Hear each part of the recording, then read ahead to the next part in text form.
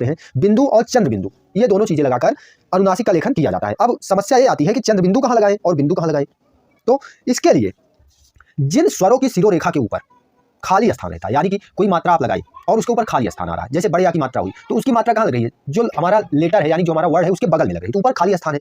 तो ऐसा बोल रहा है जिन स्वरों की शिरोरेखा के ऊपर खाली स्थान रहता है अर्थात कोई भी चिन्ह नहीं होता, उनके ऊपर चंद्र बिंदु लगाया जाता है। और कहाँ कहाँ किस किस मात्रा के ऊपर चंद्र बिंदु लगेगा, जैसे आ उ, इन स्वरों की मात्राओं के ऊपर चंद्र बिंदु लगता है। जैसे उदाहरण देखें तो अखियां अखियां, अब देखिए आ है यानी कि इसकी अगर मात्रा भी लगाएंगे तो ऊपर खाली स्थान रहता है। तो जहां भी ऊपर खाली स्थान है और ऐसा साउंड आ रहा है जो वायु है वो नाक से भी निकल रही है, मुंह के साथ साथ नाक से भी बाहर आ रही है, तो वहां पर अगर ऊपर खाली स्थान है तो वहां पर हम चंद्र बिंदु लगा देंगे।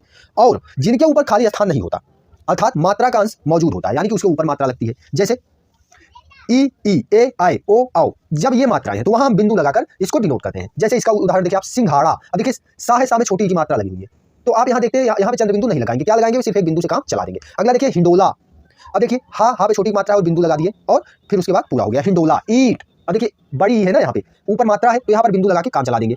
और ऐसे देखिए पेदा पेदा, देखिए पा पे एक ही मात्रा है तो एक ही मात्रा है तो बिंदु लगा के काम चला दिए, ठीक है।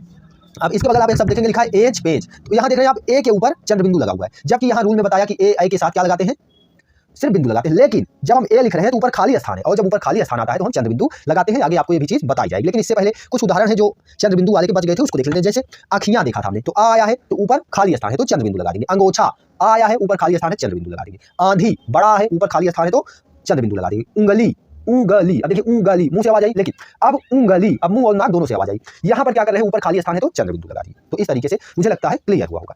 आगे बढ़ते हैं तो जैसा कि मैंने बताया